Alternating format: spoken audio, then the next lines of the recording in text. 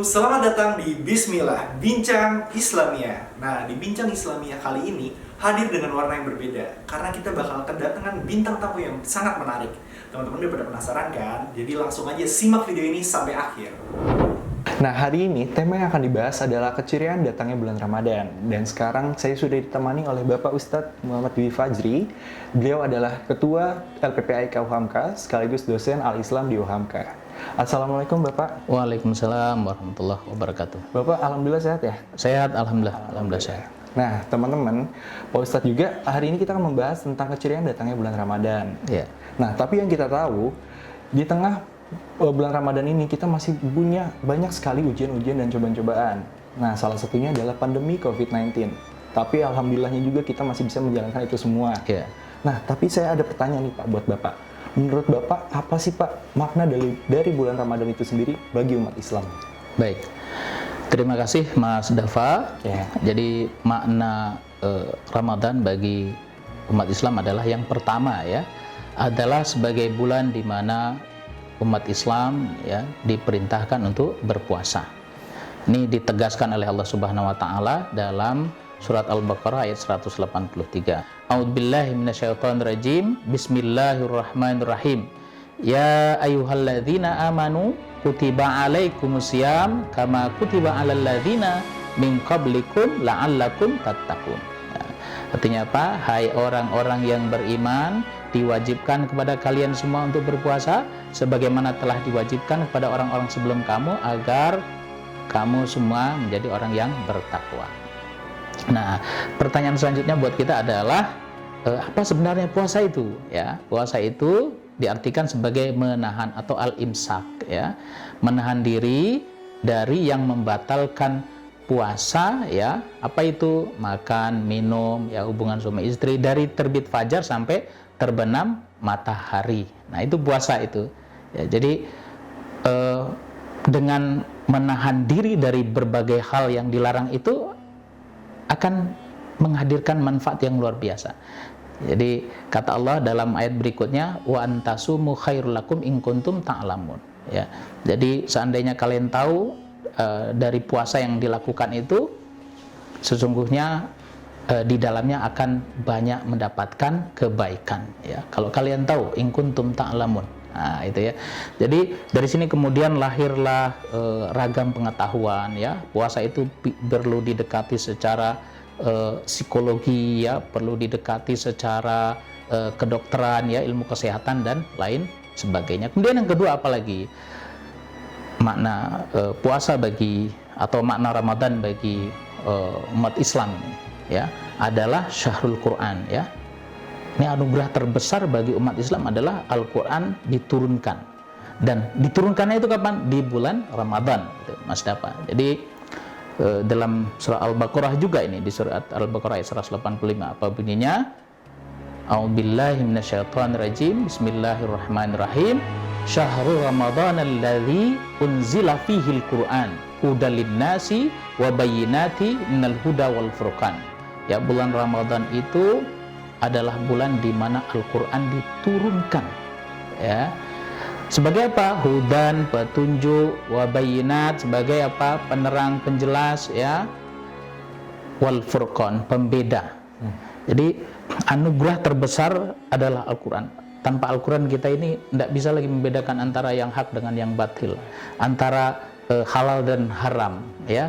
Kita ini melalui Al-Quran itu dituntun ya untuk meniti jalan supaya terus menuju Shiratal Mustaqim ya, kira-kira begitu. Kemudian yang ketiga, nah ini Mas Dava yang perlu kita ketahui itu adalah bulan untuk infak dan sedekah.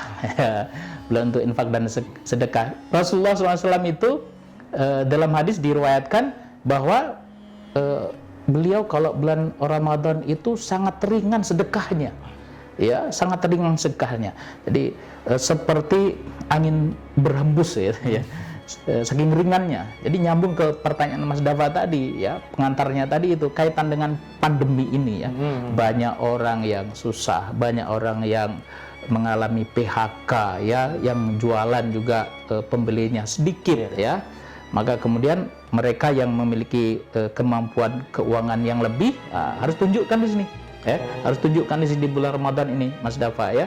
Karena Rasulullah sudah mencontohkan untuk apa? Untuk sedekah, infak lebih banyak lagi ya. Frekuensinya lebih tinggi lagi. Jumlahnya kalau perlu ditambah. Kira-kira gitu ya. Jadi setiap hari infak, sedekah ya, bisa dengan memberi apa namanya? Orang untuk buka puasa atau memberi sahur gitu ya, itu adalah bagian dari atau contoh kecil dari upaya untuk infak dan sedekah dalam keadaan yang sulit seperti ini ya. Jadi Ramadan ini luar biasa, dia menghidupkan kemanusiaan ya pada kita semua. Masya Allah. Jadi sangat bermakna sekali ya Pak ya. Dari datangnya Al-Quran, dan dari perintah puasa, dan sampai untuk berinfak di bulan Ramadan ini. Karena ada hadis juga mengatakan bahwa ketika kita melakukan kebaikan, ibadah, dan sekalipun sedekah, kita akan mendapatkan pahala yang berkali-kali lipat lebih besar. Seperti yang Bapak bilang tadi, bulan Ramadan ini adalah bulan yang sangat luar biasa. Nah, dengan begitu kita harus mempunyai persiapan-persiapan dong Pak untuk menghadapi bulan suci Ramadan ini. Nah, menurut Bapak nih Pak, apa sih Pak Ustadz yang bisa kita siapkan untuk menjalani bulan suci Ramadan ini? Ya, baik, terima kasih Mas Dafa. Jadi kalau ada pertanyaan tentang apa yang harus disiapkan pada bulan Ramadan, nah, yang pertama tentu adalah pengetahuan ya, pengetahuan ilmu tentang puasa itu. Jangan sampai kita menjalankan sesuatu termasuk di dalamnya puasa tidak mendasarkannya pada ilmu pengetahuan. Nah, nanti kita mencukupkan diri sekedar menahan lapar, haus. Nah, itu saja cukup dianggap puasa, padahal puasa tidak cukup sekedar itu ya. Maka kemudian pelajarilah, jadi sebelum berpuasa itu pelajarilah tentang fikih puasa. Nah, itu ya, tentang apa yang baik dilakukan pada saat bulan puasa gitu. Jadi kalau nyambung tadi ke Syahrul Quran, misalnya kebaikan-kebaikan yang bisa dilakukan di bulan puasa ya membaca Al-Quran gitu ya, tadarus Al-Quran. Targetkan itu Mas Dafa ya, targetkan bulan puasa ini selesai atau khatam ya, 30 juz. Jadi bagi mereka yang membaca Al-Qurannya sudah lancar, sebenarnya sehari itu 1 juz itu masih kurang. Karena kan kalau kita baca Al-Qurannya sudah lancar ya 1 juz itu bisa 1 jam gitu ya. Maka kemudian ada banyak tokoh-tokoh ya di umat Islam ini yang sehari bisa berjuz-juz. Jadi bulan Ramadan itu ada yang selesai khatam Al-Quran 30 juz itu bisa ada yang 3 kali, 4 kali misalnya kayak gitu ya. Kemudian apalagi pengetahuan yang harus diketahui ya tentang yang dilarang. Jadi tadi yang dia tahu hanya haus, lapar, ditahan, tapi omongan kotor tidak ditinggalkan. Nah, itu merusak puasa ya, merusak puasa. Dusta tetap dilakukan ya, merusak puasa. Marah tetap dilakukan, merusak puasa ya, merusak puasa. Nah, ini jadi jangan sampai kita puasa capeknya di haus dan lapar saja. Dia kata Rasulullah SAW itu akan merusak puasa ya, akan merusak puasa. Kemudian yang kedua, apalagi yang harus dipersiapkan ya, tentu adalah kesehatan ya, kesehatan raga kita itu. Karena kalau kita berniat dengan sungguh-sungguh, nah niat ini yang tidak saya sebut secara langsung, tapi itu masuk di dalam apa namanya tanda kesungguhan kita ya. Kalau orang berniat sungguh-sungguh dalam puasa, maka dia akan mengkondisikan bagaimana tubuhnya itu sehat ya menghadapi puasa itu. Pastikan makanan-makanan yang bergizi ya, yang memberikan daya tahan bagi tubuh ya, yang meningkatkan apa namanya imunitas tubuh ya.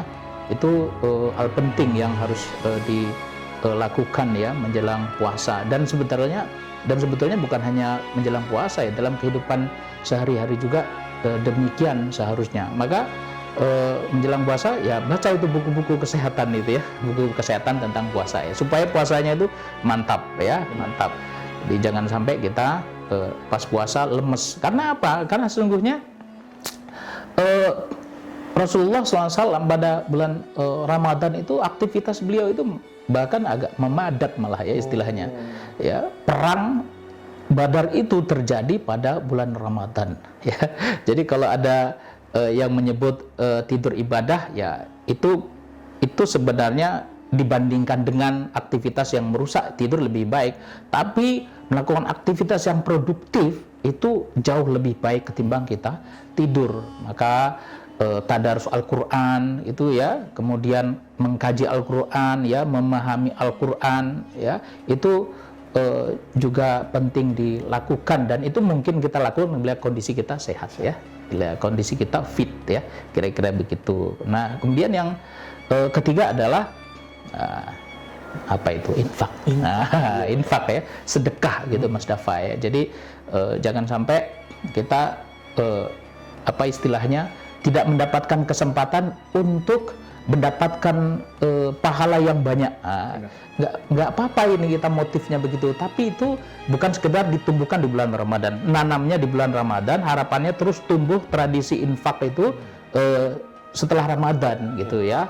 Jadi kalau bulan Ramadan infak kan berlipat dia kan. Iya, Pak. Nah, perilaku memberi setiap hari ya, bersedekah setiap hari karena sudah dilakukan di bulan Ramadan, itu harapannya itu apa? Jadi energi untuk terus memberi di bulan setelahnya. Nah, kira-kira gitu. Jadi dengan begitu maka persiapan kita menjadi semakin baik. Tentu persiapan yang lain banyak ya.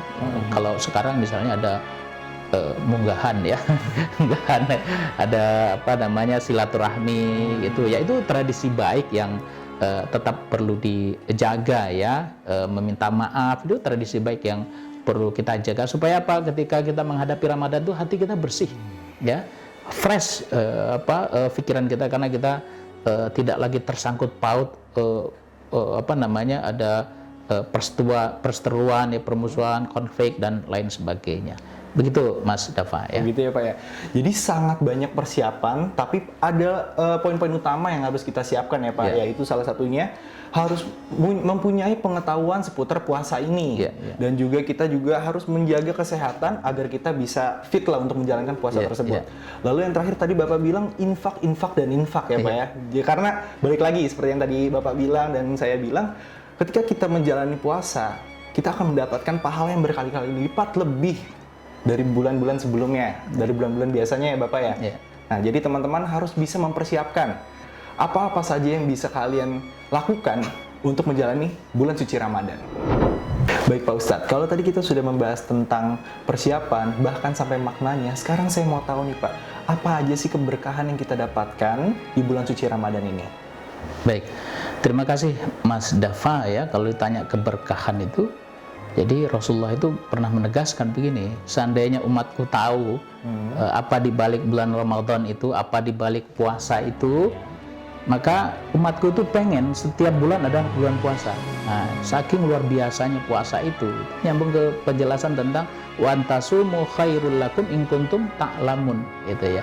Lalu kalau kita cari apa manfaatnya, apa keberkahannya, apa kebaikan dari puasa yang kita lakukan, dari Ramadan yang kita jalankan itu, yang pertama tentu adalah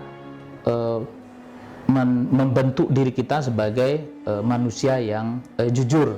Ya, ini kan modal sosial penting ya. Jujur itu kan modal yang penting bagi kehidupan bersama ya. Di orang yang puasa itu yang tahu hanya dirinya dan Allah Subhanahu wa taala. Kita ini bisa masuk ke ruangan makan, habis itu kita elap, kemudian kita bilang lapar ya, bisa. Tapi tidak mungkin kita lakukan ya. Tidak mungkin kita lakukan. Jadi puasa itu menghadirkan apa? Sifat jujur ya, sifat jujur, dan jujur ini adalah modal penting bagi kehidupan bersama. Itu salah satu berkah dari puasa yang kita lakukan ya. Kalau kita sadari, itu yang tadi saya sebut bahwa perlu ilmu puasa. Kemudian yang kedua apalagi mendidik kita untuk bersabar ya, bersabar. Gimana enggak mendidik kita untuk bersabar puasa itu ya Mas Dafa ya. Karena kita dari terbit fajar sampai terbenam matahari tidak makan, tidak minum ya, kira-kira gitu. Apa artinya itu? Bahwa kalau kita sudah berazam untuk melakukan sesuatu, untuk tidak makan, ya kita juga nggak akan merasa lemas ya, nggak akan merasa lemes ya, nggak akan merasa loyo gitu. Dan sekaligus di dalamnya juga adalah bahwa ini menghadirkan apa sebenarnya? Tekad ya, tekad. Nah, ini yang seringkali orang tidak sadar. kita kalau sudah punya keteguhan hati untuk meraih sesuatu, itu jangan menyerah sampai batas di mana kita meraih itu ya. Nah, ini tidak disadari ya, tekad itu seringkali tidak disadari. Kan kayak gini sebenarnya Mas Bapak. Kalau orang tidak berniat puasa, itu nggak sarapan, itu jam 9 udah lemes ya. Bener. Tapi ada orang berniat puasa sejak dari jam 4 misalnya atau setengah 5 ya sekarang misalnya sampai nanti jam 6 sore gitu ya, dia nggak akan lemas ya. Jadi kemudian yang keempat, kita menjadi sadar bahwa di dalam diri kita sebagai manusia ini keberkahan tersendiri dari puasa, menyadarkan kita tentang betapa kita ini sebenarnya adalah makhluk yang luar biasa, terdiri dari jasmani dan ruhani. Makan itu kepentingannya untuk menguatkan jasmani. Tapi hidup kita ini tidak akan sempurna ketika kita memperhatikan jasmani terus saja, makan minum, tapi ruhani, kebutuhan spiritual tidak diperhatikan. Dan puasa itu menyadarkan betapa di dalam diri kita itu ada sesuatu. Nah, itulah spiritualitas itu ya. Itulah yang berdimensi ruhaniyah, dan puasa itu adalah mendidik ruh. Nah, saya sebut tadi tekad, saya sebut tadi misalnya sabar ya. Itu adalah bagian pendidikan yang didapatkan dari puasa ya, puasa, dan kita seringkali tidak sadari, dan itu pembentuk diri, pembentuk manusia yang luar biasa ya, yang kita dapatkan melalui puasa yang kita lakukan. Tentu ada keberkahan lain ya, keberkahan lain. Kalau secara sosial, orang yang berpuasa ketika dia menahan lapar, itu muncul lahir apa yang disebut dengan empati. Rasa lapar yang ada di dalam diri itu kemudian menghadirkan peduli pada yang lain. Karena apa?